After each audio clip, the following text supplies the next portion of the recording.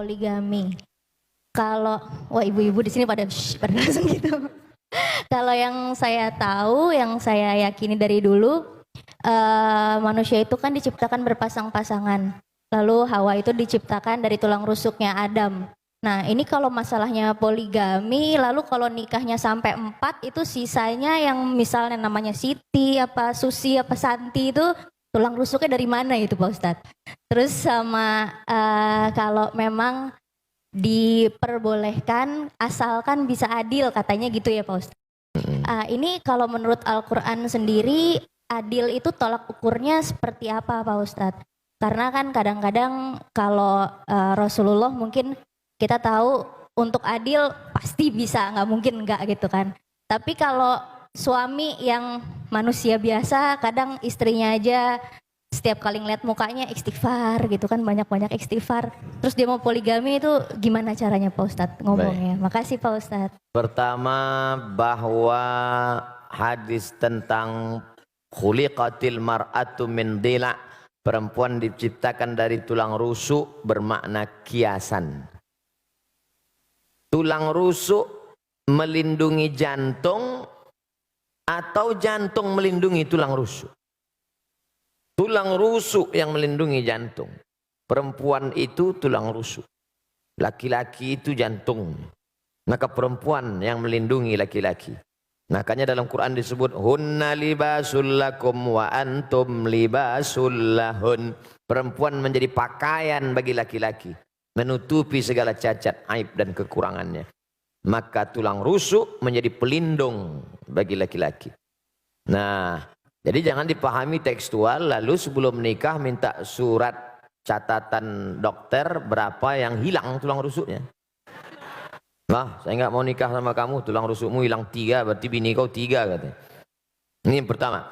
Yang kedua, Nabi Muhammad SAW menikah dengan Khadijah monogami 25 tahun. Monogami, istri tunggal. Baru poligami sekitar 10 atau 12 tahun. Mana yang lebih lama dalam kehidupan Nabi? Monogami atau poligami? Nampak jawaban serentak. Monogami. 3. Ayat tentang turun. Fankihu ma tabalakum minan nisa'i masna. Nikahilah perempuan 2. Wa thulasa, nikahilah 3. Waruba, nikahilah 4. Ayat itu nyuruh nambah atau mengurangi? Mengurangi. Karena dulu orang Makkah istrinya unlimited edition. Maka turun ayat ini untuk menyuruh kurangi. Maka yang saat itu bininya 10, dia pilih-pilih. Setelah fit and proper test, delete 6. Tinggalkan 4. Ayat ini dulu mengurangi, bukan menambah. Yang keempat, bahwa dalam Islam poligami adalah solusi emergency door. Karena ini kalau tidak dibuka pintu sebelah kiri ini, pesawat akan meledak. Nah, makanya ada di satu daerah, seorang pergi kondangan, istri tua, istri muda bisa jalan. Maka orang heran, kenapa? Itu kok bisa gitu? Itu istri mudanya itu yang meminangkannya istri tuanya. Ditanya orang, betul ibu minangkan? Iya. Kenapa ibu pinangkan? Daripada aku mati katanya. Ini suamiku ini 300 tenaga kuda ini kata dia. Ini solusi emergency door. Ada di sebagian orang, ada di sebagian tempat. Dan sekarang banyak orang lebih mau, mas kamu mau selingkuh lah. Yang penting seksnya sehat. Oh tak bisa begitu.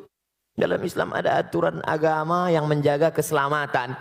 Islam itu datang menjaga 5. Hifzul aqli, menjaga akal. Jangan pakai sabu-sabu narkoba. Hifzul nafs, menjaga diri. Jangan bunuh diri, haram. Hifzuddin, menjaga agama. Jangan kotori akidah. Hifzul mal, menjaga harta. Jangan riba, jangan mencuri, jangan merampok, jangan merampas. Hifzul ard, menjaga kehormatan. Jangan caci maki, olo-olo, ejek. 5, menjaga. Kalau dengan poligami bisa menjaga, lanjutkan. Tapi justru menghancurkan, jangan. Oleh sebab itu maka ini dia tidak kaku seperti besi, dia seperti karet. Nah, ini yang saya sebutkan ini adalah pertimbangan-pertimbangan bagi yang sudah siap-siap untuk setuju menandatangani materi 6.000. Karena semua laki-laki ini tidak akan bisa menikah tanpa izin istri pertama. Sudah dilindungi oleh Negara Kesatuan Republik Indonesia. Ibu-ibu jangan takut, jangan khawatir. La takhaf, jangan takut. Wala tahzan, jangan sedih. Takbir.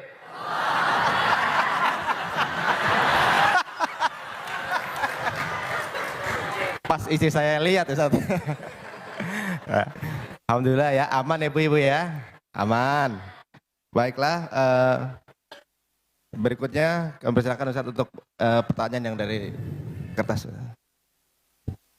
Apa yang dimaksud punuk unta? Sebuah hadis yang diutarakan untuk wanita. Punuk unta salah satu sampel contoh. Tapi banyak hadis lain substansi maknanya adalah, saya sebutkan satu. Ayat Quran bahkan. La yadribna bi arjulihinna, janganlah memukul kaki ke lantai. Dipakai gelang kaki bergemerincing, yadribna bi arjulihinna, dipukulkan kaki ke lantai waktu jalan. Kerincing, kerincing, kerincing, kerincing, kerincing. 1. 2. La tabarrujna tabarrujal jahiliyatil ula, jangan bersolek-solek jahiliyah. 3. Jangan memakai seperti punuk unta naik ke atas. Dari 3 sampel contoh ini makna substansinya adalah norak. Berlebihan,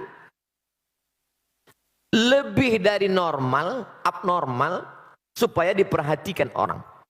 Adapun sekedar mengikat rambut, kebetulan rambut dia panjang, maka diikatnya pakai karet gula. Diikatnya. Lalu kemudian ketika dia pakai jilbab agak menonjol sedikit, ya nggak apa-apa. Tapi sengaja dipakai tinggi ke atas supaya ketika dia lewat semua wow. Jadi jangan ditangkap sampelnya, tapi yang diambil adalah substansinya. Karena sekarang banyak orang, perempuan, tidak seperti punuk onta, tapi noraknya lebih daripada punuk onta. Pahami ini dengan baik. Tentang masalah gemerincing di lantai, tidak ada lagi. Tentang solek jahiliyah, tidak lagi. Tentang punuk onta, tidak. Dia selamat dari 3 kasus contoh. Tapi substansi noraknya masih bertahan. Maka hukumnya dia tetap kena. Intinya wajar-wajar saja. Kau diperhatikan orang bukan norakmu, tapi karena prestasimu. Kau diperhatikan orang bukan karena make upmu, tapi karena cahaya bekas wudukmu. Karena tahajudmu memancar. Ini kan ingin mencari hati orang supaya suka. Padahal hati orang itu punya Allah. Kalau Allah sudah menanamkan cinta ke dalam hatimu, maka hati-hati hamba itu pun ikut cinta kepada engkau. Oleh sebab itu maka raihlah cinta Allah dengan tahajud, raihlah cinta Allah dengan baca Quran dan zikir, bukan dengan yang semu, bukan dengan yang hilang. Karena kita akan capek melelahkan diri sendiri hanya dengan kepalsuan-kepalsuan. Kenapa dia bercahaya wajahnya? Bekas wudhu, Masya Allah. Emang saya tayamum. Artinya kita tetap beramal, berdoa, biarlah orang suka, karena Allah menanamkan suka itu bukan karena dibuat-buat, karena sesuatu yang dibuat-buat kita akan lelah, capek sendiri. Normal saja, apa adanya. Apa boleh seorang anak naik haji, tapi orang tuanya belum pernah pergi haji? Pulang dari sini, kau ambil kain selendang, kau gendong ibumu dari Jakarta jalan kaki ke kota Makkah. Sampai di Makkah kau tawaf 7 putaran, naik ke Bukit Safa, pergi ke Marwah 7 putaran, tahallul. maka belum dapat menebus sekali teriakannya saat melahirkanmu. Oleh sebab itu yang punya uang, senangkanlah hati orang tua. Buatlah ibumu seperti raja, maka rezekimu akan seperti raja-raja. Bukan hadis Nabi, saya ketemu di grup WhatsApp. Senangkan orang tua, karena setelah Allah langsung orang tua. Wa qadha rabbuka alla ta'budu illa iyyah. Allah mewajibkan engkau hanya beribadah kepada Allah. Habis Allah, wabil walidaini ihsana. Berbakti kepada orang tua. Kalau masih hidup dia senangkan. Tapi saat tidak beruntung, saat sangat sayang pada ibunya, tapi ibunya sudah meninggal dunia, saat datang menjumpai Nabi SAW, ya Rasulullah, ummi matat, makku, ibuku, ummi sudah meninggal dunia. Apa atasaddaqu anha? Kalau saya bersedekah pahalanya sampai tidak ke almarhumah? Kata Nabi, tasaddaq, sedekahlah wahai Sa'ad. Ayu sadaqatu afdal? Apa sedekah yang paling afdal? Kata Nabi, saqiyul ma, memberi air minum. Idzan ahfiruha. Saat itu juga, saat ngobrol dengan Nabi itu, langsung saat pergi menggali sumur, wakafkan untuk almarhumah ibunya. Sudah meninggal dunia. Maka yang masih hidup, esok hari libur, awakkan makanan kesukaannya, belikan pakaian yang paling indah, tunjukkan kertas, mama sudah kami daftarkan ONH. Alhamdulillah, tapi baru bayar DP 5%. Doakan supaya rezeki kami halal berkah. Saya sudah banyak berjalan, jauh berjalan, banyak dilihat, lama hidup banyak dirasa. Di balik kesuksesan orang-orang besar itu saya lihat, saya perhatikan, rupanya di ruang kamarnya ada gambar ibunya. Rupanya saat dia kata sambutan bercerita tentang ibunya, rata-rata kebesaran orang-orang hebat itu berawal dari doa ibu. Ayah juga luar biasa.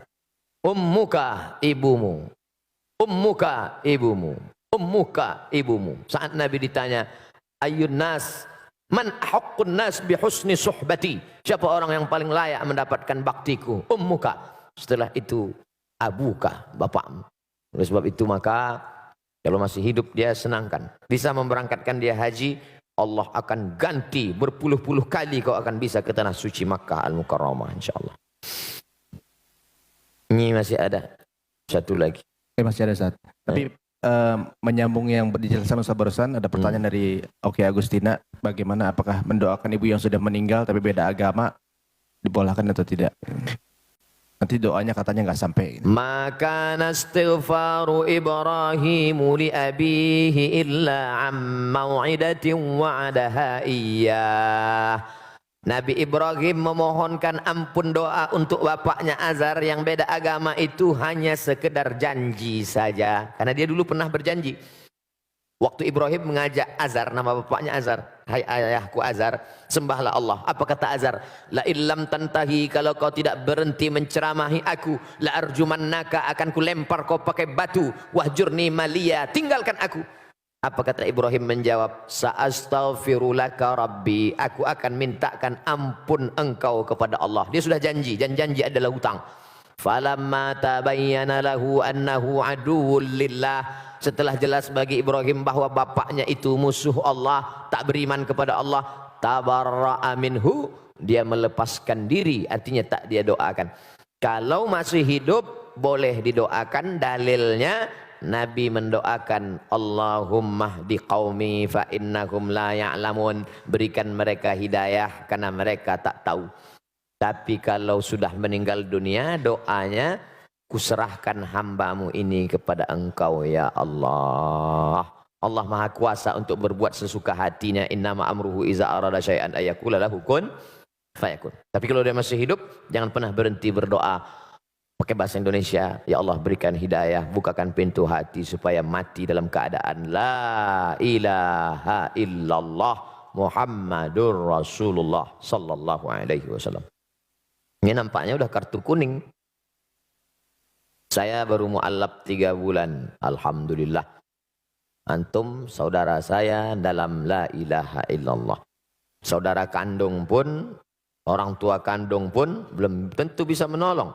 Tapi saudara saya bisa menolong. Sekarang nggak tinggal dengan orang tua karena pastinya nggak setuju. Di rumah sholat nggak bisa. Ngaji nggak bisa. Tinggal di luar ngekos. Apakah ini bisa dibilang durhaka Pak Ustadz? Supaya bisa ngaji, sholat dan lain-lain saya harus tinggal di luar. Pertanyaan ini sepertinya sedang mengajarkan Abdul Somad dan kita semua betapa kita selama ini tak mensyukuri nikmat bisa ngaji, bisa sholat, tapi nggak ngaji dan nggak sholat. Harus ngekos hanya untuk ngaji dan sholat. Kadang banyak yang kita sangka tak nikmat, padahal kita sudah dapat nikmat besar. Baik, saya jawab. Wa in jahadaka ala an tusyrika bima laisa laka bihi ilmun. Kalau orang tuamu itu memaksamu untuk mempersekutukan aku, kata Allah, fala tuti'huma, jangan kau patuh pada mereka berdua. Ini dalil engkau boleh ngekos, saudaraku. Karena kalau kau tetap di situ, dia akan paksa. Maka kata Allah, fala tuti'huma, jangan kau patuh dengan dia. Tapi ayat itu belum potong, baca ujungnya. Wa sahibhuma fid dunya ma'rufa. Tetaplah engkau berinteraksi, berbakti kepada mereka. Kontradiktif. Bagaimana mungkin saya sudah tinggalkan rumah tapi saya tetap silaturahim? Engkau tinggalkan karena niatmu supaya bisa sholat, supaya bisa ngaji, maka ngekos, tapi silaturahim jangan putus. Mama, papa, apa kabar? Sudah makan pagi? Sehat? Mau dia balas caci maki, sumpah serapah, anggap itu bagian cara Allah menghapuskan dosa, cara Allah mengangkat derajat, cara Allah melatih hati. Jangan pernah berhenti. Tiap pagi, tiap hari, doakan dia. Tapi untuk mempertahankan supaya bisa sholat, supaya bisa ngaji. Mudah-mudahan Allah berikan hidayah sehingga sampai masanya nanti. Sulitkah bagi Allah? Tak ada yang sulit. Qalbul mu'min baina asabi'ir rahman. Hati manusia ini di jari jemari Allah. Di jari jemari kuasa kudrat iradat Allah SWT. Insya'a, kalau dia mau dia buat begini, kalau dia mau dia buat begini. Lalu kenapa tidak dia kasih saja hidayah semua Pak Ustadz? Kalau semua dia kasih hidayah, lalu kita dapat apa? Ayahdiyallahu bika rajulan wahidan. Satu orang dapat hidayah karena mulutmu, karena SMS-mu, karena share-mu, karena statusmu. Khairum min humurin na'am. Lebih baik daripada kau memiliki seekor onta yang merah. Pernah Bapak Ibu, kawan-kawan melihat onta warna merah? Onta itu kuning, hitam yang jarang-jarang mandi. Dan ada onta merah. Onta merah, onta yang bulunya kemerahan seperti brown, seperti itu mahogani, adalah onta termahal yang unik. Maka orang yang tak dapat, dia dapat. Boleh jadi Ustadz Somad yang ceramah tak dapat itu. Karena Ustadz Somad menceramahi orang yang sudah baik-baik semua. Orang yang sudah ngaji. Setelah yang sudah hijrah, sudah ngaji, kumpul, barulah datang Abdul Somad. Assalamualaikum warahmatullahi. Sementara ada yang dia bukan ustadz, tapi dengan merangkul, sering ngajak, ngaji, akhirnya dapat hidayah. Maka jangan pernah berhenti, tetap ngekos, tetap sampai Allah bukakan pintu hati hidayahnya, insya Allah. Amin.